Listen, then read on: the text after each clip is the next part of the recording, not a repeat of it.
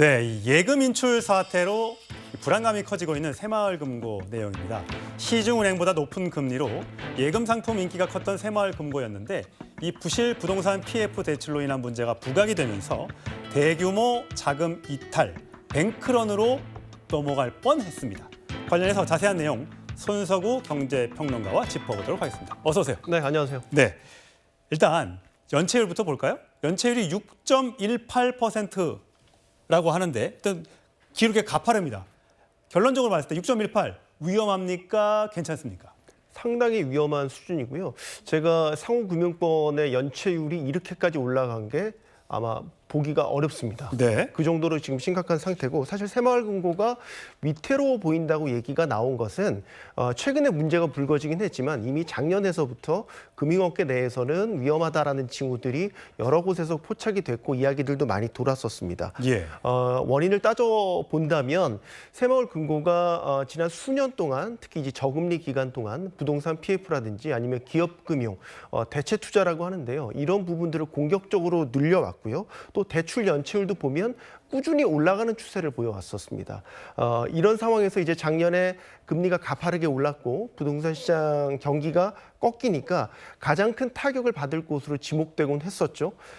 그리고 또 하나 짚어보자면 잊을만 하면 지역 금고 같은 데서 뭐 대출 알선 비리라든지 횡령 사고들도 계속해서 일어났기 때문에 새마을금고를 바라보는 신뢰도 자체는 아주 많이 낮아져 있는 그런 상태였습니다. 근데 어디가 특정 금고가 우리가 생각할 때 이제 시중은행이라고 하면 네. 은행부터 지점들이 여러 개 있으니까 그 지점들이 은행이 큰 본점이 위험해지면 지점 당연히 위험해지겠지만 네. 이 새마을금고 같은 경우에는 물론 지점이 같은 영업권에 있는 데도 있지만 이 독립채산제로 나눠져 있는 경우가 있는 거잖아요. 맞습니다. A 지점이 나눠져 있고 B 지점이 있다 그러면 A 지점이 위험하다고 해서 B 지점까지 같이 위험하다 이렇게 볼 수는 없는 것이지 않습니까? 구조적으로 보면 그렇습니다. 예.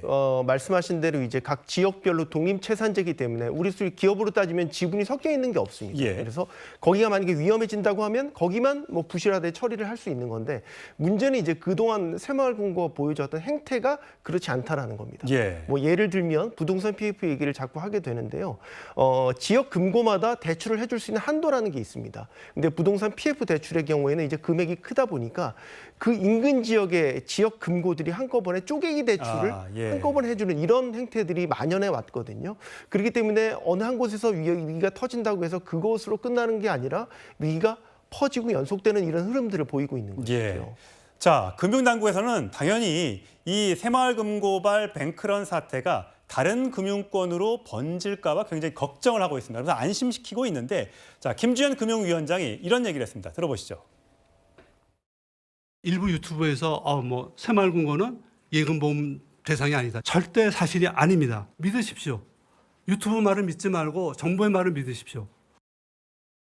요즘 유튜브 많이 보시죠? 유튜브에서 새마을금고 뭐 원금 보장 안 된다 저거 돈 날리는 거다라는 그 얘기들이 많이 나오다 보니까 금융당국에서 나를 좀 믿어달라. 그러면서 본인이 뭐 6천만 원 예금도 5천만 원 넘어가는 예금도 하고 그랬는데 과거에 저 김주현 금융위원장이 금융감독원에 있을 때 제가 출입했었는데 그때 저축은행 7곳이 날아갔습니다. 그래서 통폐합되고 여러 군데로 흡수합병 되고 하면서 일부 돈을 떼인 분들도 계셨습니다. 그러니까 12년 전에 그 악몽이 떠오른다는 분이 계세요. 그러니까 새마을금고뿐만 아니라 다른 금고, 저축은행 이런 데로 이 뱅크런이 옮아가지 않을까. 여기에 대해서 지금 걱정하는 거거든요. 그럼 다른 곳들은 어떻습니까? 네. 그 전에 팩트 체크 한 가지만 하면 예. 말씀하신 대로 이제 새마을금고법에 따라서 1인당 5천만 원 이하의 예적금에 대해서는 그 보호를 받을 수가 있습니다. 예. 근거 법률이 분명히 있고요. 다만 그 보호를 받을 수 있는 그 재원 자체가 다른 시중은행의 경우에는 그 예금보험공사, 즉 정부기관의 그 자금으로 나오게 되는데 이거는 새마을금고 자체 기금으로 한다는 거. 그런 데서 좀 우려를 하고 있는 분들이 있는 것 같고요. 예. 말씀하신 대로 이제 지금의 이 새마을금고 문제뿐만 아니라 제2, 제3의 이런 사태들이 터질 수 있다는 우려는 분명히 갖고 있고 말씀하신 대로 새마을금고만의 문제라고 보여지지는 않습니다. PF 대출 전체 잔액이 이미 130조 원을 넘어선 상태고요. 연체율도 보면 많이 빠르게 가파르게 늘어나고 있는 그런 양상들을 보이고 있습니다.